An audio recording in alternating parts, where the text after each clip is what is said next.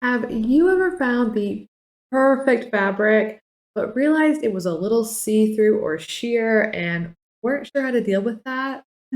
I'm going to show you one of my absolute favorite tricks for working with sheer fabrics, even if you're an absolute beginner. Hi, my name's Abby, and I run DIY Fashion Rebel to help you become your own DIY fashion rebel. So I had an inspo picture for a skirt like this, and I really wanted to make it. I thought it was so cute. So I found the perfect fabric, exact color match. It was crazy. But one problem, it is sheer. It's a little see-through. So I was trying to think of a really easy way to work with this, especially since I'm trying to do beginner-friendly projects. We do inside my Facebook group, details below. And I thought of a great way, which is what I'm going to show you right now. But before we jump into the technique, let's figure out how to take measurements for this skirt. So we're going to use Betty over here. Here she is. She's magical. So when I'm talking about sheer, just to kind of make sure we're all on the same page, this fabric, while really pretty, if I hold up to Betty, you'll see that you can still see her polka dots through the fabric. Okay, you don't really want that on your clothing. So what you would do with a sheer fabric is you would add what's called a lining. And a lining is just a fancy word for saying a second layer of fabric. Okay, so I can just take this, fold it in half, put it back on Betty, and we'll see that you can't see her polka dots anymore. Okay, so now I have two layers. Pull this up to her. Perfect. No more polka dot. Okay, so we just need two layers of fabric. So for this project, I'm going to be using this just so it's really easy to see where there's one layer and where there's two layers. Okay, so now that we know what sheer is and the fabric that we're going to be using, let's take a couple of quick, easy measurements for this project. So we're going to start with our tape measure, and we're going to measure around the largest part of the booty because we are making a skirt. So we're worried about the booty. We want to make sure the skirt actually fits onto our body and our booty, right? So I'm going to measure around the largest part.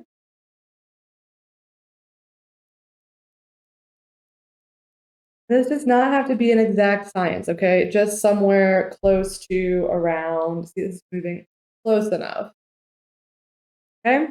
Once you have that measurement, then you wanna figure out where is the top of your skirt going to start. Betty's is gonna be on her waist, about here, and we'll measure from there down how long you want the skirt to be, okay? So however long you want the skirt to be, write that down. And the third measurement we need is how long does the lining need to be? Okay, so again, we're starting here, and I'm just going to have the lining just long enough to cover all the important private areas. Okay, and the skirt can be longer than that, however long you want. Or maybe you want the lining to be all the way down. Choice is up to you. So now that we have the measurements, let's see what we need to do with our fabric.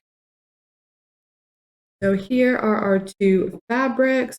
I will use this one for my real skirt, but for Betty, for you guys visually, I'm going to be using this really sheer tulle fabric.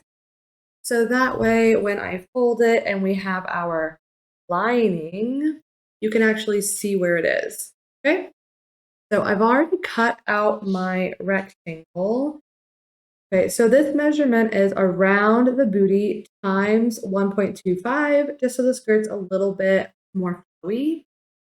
And the length, keep moving this around, the length of this is how long you want the skirt to be, plus how long the lining is.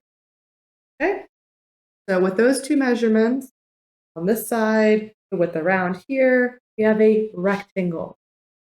Okay, Now what we're gonna do is zigzag stitch along all of the edges, so that way they're nice and finished.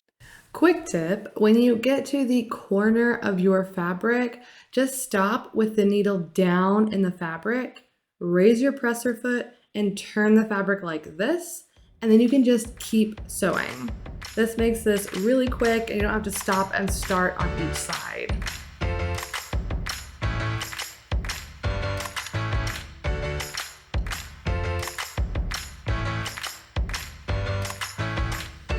Okay, so now that we have our zigzag stitched along the entire outside, we just need to take our fabric and fold it down. So that way we have our skirt length as the under layer and our lining here on top. And the lining is shorter than the actual skirt length, okay? Once we've folded it in half, we're going to sew right along here. So for my skirt and my like adult size, I like to use 3/4 to 1 inch no fold elastic. I think it's the most comfortable for waistbands. I use the same size for my elastic waist shorts, things like that. So when you're sewing this, you're going to measure down from the folded edge the width of your elastic plus 1/4 of an inch. So for me, I'm using 3/4 elastic. So I'm going to sew down 1 inch from the folded edge. Does that make sense? Hmm, I hope it does. Now let's get sewing.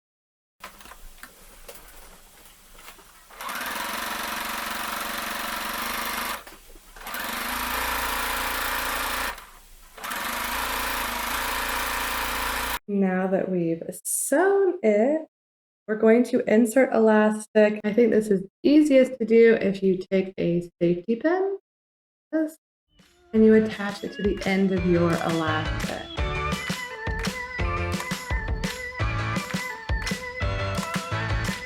Just poke it into the end of your project.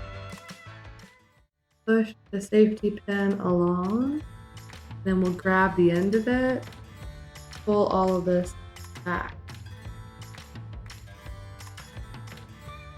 Just be careful that you don't pull this back so far that the end gets lost in.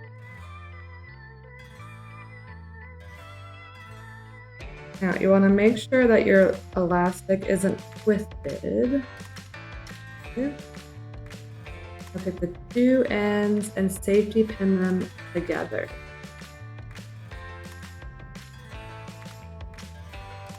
Now you should have something like this. You can move your fabric around so it's evenly spaced on your elastic. Then we can try it on. This is really important because you want to make sure that the elastic is comfortable for you. So try this on, play with it, and get it so that the elastic is comfortable for you. This elastic is quite loose for Betty, so I am going to tighten it a little bit.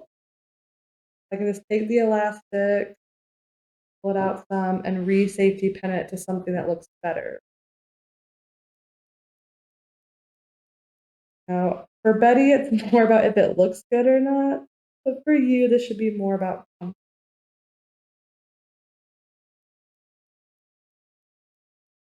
Okay, so that looks good for Betty.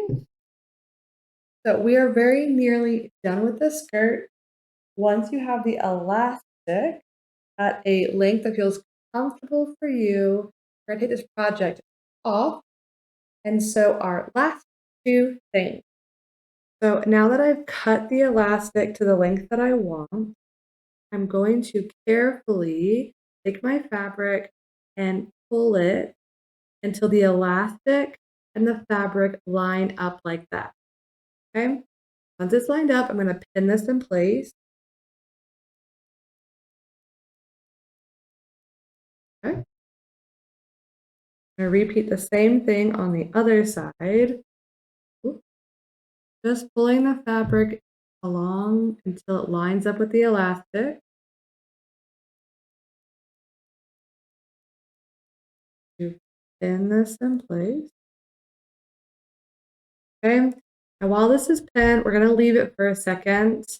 We're going to come to the bottom of our skirt. Now, the lining is going to be hidden and inside of the skirt, so we're not worried about it. But this edge, it is finished. We did the zigzag stitch, but it doesn't look great. So all we're going to do is fold this up just 1/4 of an inch, iron it in place or pin it, whichever one you prefer. And then we're going to sew along here, make a nice finished hemline. Okay, so I'm going to iron this really quick, sew it, and we'll be right back.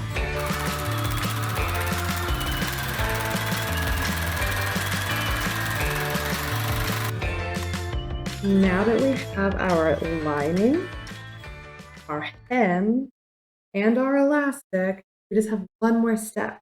All we're going to do is take our 2 elastic ends and place them on top of each other. They line up. The 2 ends are lined up together. We're basically folding the skirt in half now. And you want to make sure that the lining is facing up right now. Okay, so my lining is on top of skirt fabric when I do this step. And now all I'm going to do is sew down this edge through both layers of lining and both layers of skirt. So just so we are all on the same page, we have the lining, skirt, skirt, and lining, okay? Just gonna line up all of these edges and sew along here.